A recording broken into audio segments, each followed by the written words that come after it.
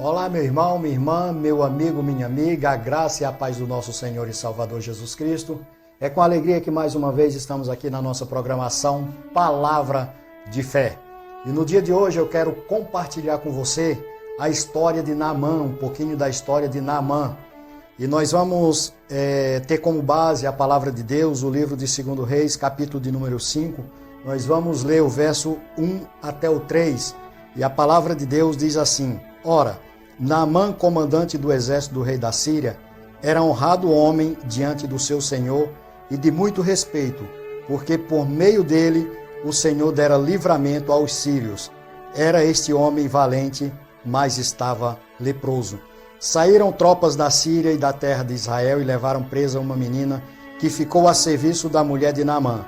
Disse esta à sua senhora: Quem dera o meu senhor estivesse diante do profeta que está em Samaria, ele o curaria da sua lepra. Louvado e exaltado seja o nome do nosso Senhor e Salvador Jesus Cristo. Meus queridos, se eu pudesse dar um título para essa mensagem, eu daria: Naamã, um homem privilegiado. Como nós lemos, a palavra de Deus vai descrever aqui algumas, vou chamar assim, virtudes de Naamã. Entre elas está honrado, respeitado e valente. Nós podemos ver que Naamã, mesmo com essas virtudes, mesmo com tudo isso, tinha algo que certamente lhe afligia. Era esse homem leproso. Como todos nós sabemos, toda pessoa leprosa, ela vivia em um lugar distinto da sociedade. Esse lugar chamava-se leprosário.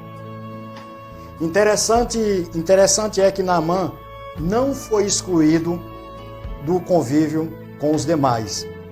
E certamente, meus queridos, isso se dava devido à confiança que o rei tinha naquele homem. Afinal, como nós lemos, por meio dele, o exército assírio tinha conquistado várias batalhas. Por essa razão, imagino eu que, mesmo sendo ele leproso, o seu senhor mantinha-o em atividade. Nós podemos falar aqui, vamos enumerar aqui, três privilégios que nós encontramos aqui de Naamã. Primeiro, Naamã, mesmo sendo leproso, ele não foi excluído do convívio social e também das suas atividades. Segundo, foi o único leproso a ser curado na época de Eliseu. E você pode conferir isso no livro de Lucas, no capítulo de número 4, no verso de número 27. Outro grande privilégio de Naamã é que ele tinha uma serva do Deus Altíssimo em sua casa. Vou repetir. Ele tinha uma serva do Deus Altíssimo em sua casa. E é exatamente sobre essa serva que nós vamos falar no dia de hoje. Nós poderíamos aqui, diante desse capítulo da Palavra de Deus, nós poderíamos falar de muitas outras coisas. Nós poderíamos falar da cura maravilhosa, como de fato nós até vamos citar. Nós poderíamos falar da forma como Naamã foi recebido em Israel e sua decepção com o profeta de Deus. Poderíamos falar da arrogância de Naamã, quem sabe devido à sua posição, o reinado o fez assim. Poderíamos falar da ganância de Geazi, que foi atrás de Naamã para tirar algum proveito em razão da cura e da rejeição de Eliseu em receber pagamento pelo milagre realizado. Poderíamos falar da reação poderosa do rei poderíamos falar da reação medrosa do rei de Israel quando recebeu a carta do rei da Síria, dizendo que havia enviado Naamã para ser curado por ele. Poderíamos destacar até a prontidão do rei da Síria em atender à solicitação de Naamã e enviá-lo para Israel, e todo o suporte que disponibilizou para aquela viagem. Pois muito bem, nós poderíamos falar de tudo isso. Mas nós vamos falar, eu quero tratar aqui com você a respeito dessa menina, tratar a respeito dessa serva, dessa menina que foi levada cativa, estava ali aos cuidados, a serviço da esposa, da mulher de Naamã. E essa menina, ela teve gestos que eu e você nós podemos seguir no dia de hoje. Ela teve atitudes de verdadeiro cristão. Nós podemos entender que é bem provável que aquela jovem, como diz essa menina, sofreu alguns tipos de violência. Quem sabe aquela menina, ela sofreu violência física, emocional, é fato que ela recebeu. Quem sabe aquela menina foi abusada de várias formas, afinal se tratava de uma escrava. Podemos considerar que tudo era novo para aquela menina. Nação, costumes. Ela estava em um local totalmente diferente do dela, inclusive um lugar onde não era adorado o verdadeiro Deus. Mas ela fez a diferença, mesmo em terra estranha. Mesmo em lugar não propício, ela fez a diferença. Mesmo em um lugar hostil, ela fez a diferença. Mesmo em uma situação totalmente adversa, ela fez a diferença. E nós vamos falar aqui, eu quero tratar com você, fazer uma aplicação aqui rapidamente, pelo menos 4 aplicações do comportamento, da ação dessa menina para a minha e para a sua vida. Primeiro, aquela menina, ela demonstrou amor para com o seu algoz. Ela demonstrou amor por uma pessoa que certamente não estava lhe fazendo bem.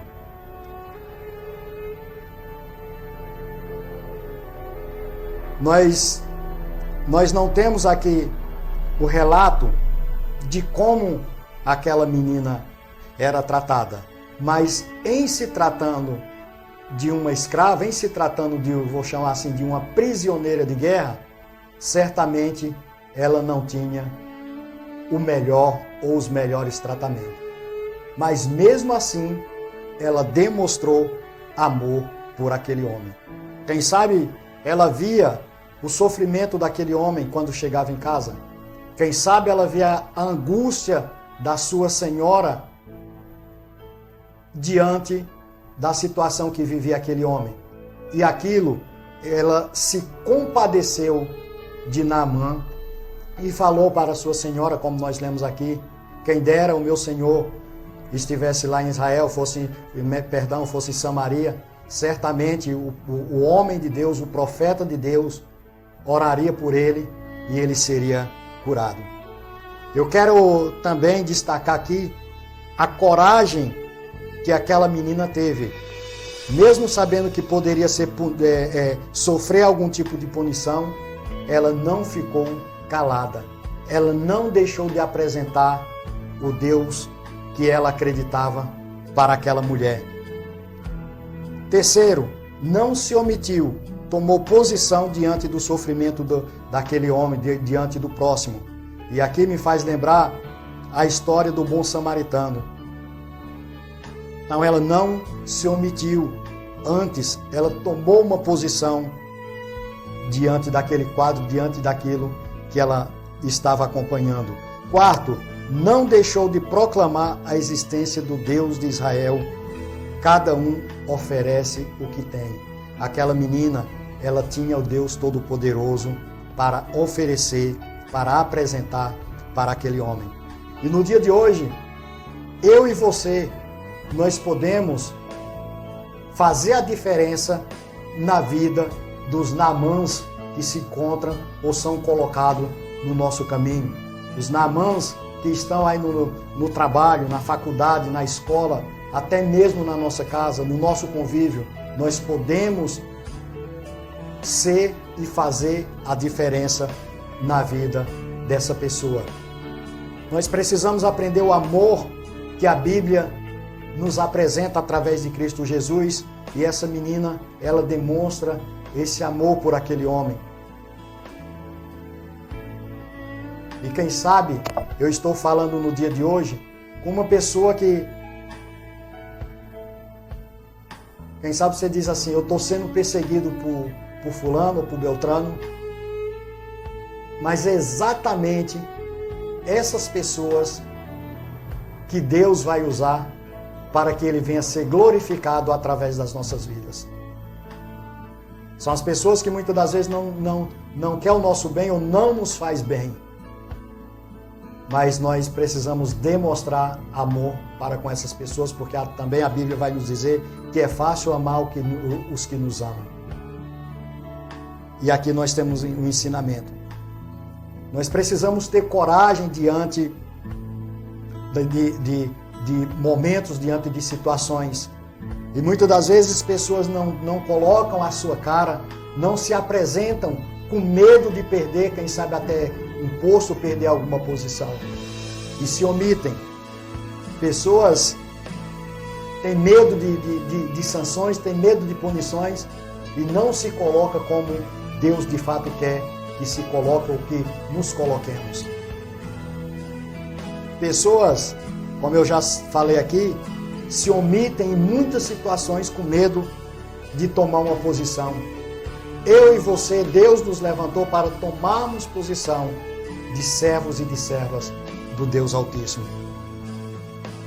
E quando você fala do seu Deus, quando você fala que serve o Deus Todo-Poderoso, qual é a reação das pessoas? As pessoas, qual é o Deus que você tem apresentado para as pessoas? No dia de hoje, eu e você podemos tirar algumas lições dessa história, desse relato. Que o Espírito Santo de Deus possa mover na sua vida para o propósito qual Deus te chamou. Porque uma coisa é fato, Deus não nos chamou para nós passarmos desapercebidos aonde quer que estejamos, mas Deus nos chamou para fazermos a diferença, mesmo estando em uma situação adversa.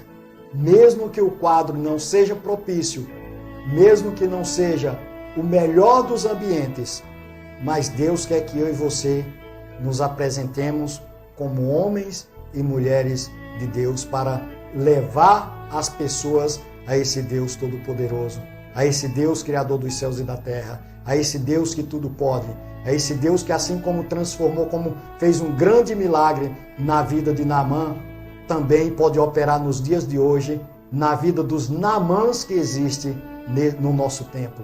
Mas para isso, Ele precisa usar aqueles que estão cativos, aqueles que foram levados cativos, aqueles que não estão em uma situação, quem sabe, tão propícia para falar do grande amor de Deus. Então, onde quer que você esteja, não tenha vergonha, não se omita, não se acovarde em falar desse Deus Todo-Poderoso. Amém? Que Deus te abençoe, que Deus te guarde e até o nosso próximo Palavra de Fé. Um abraço.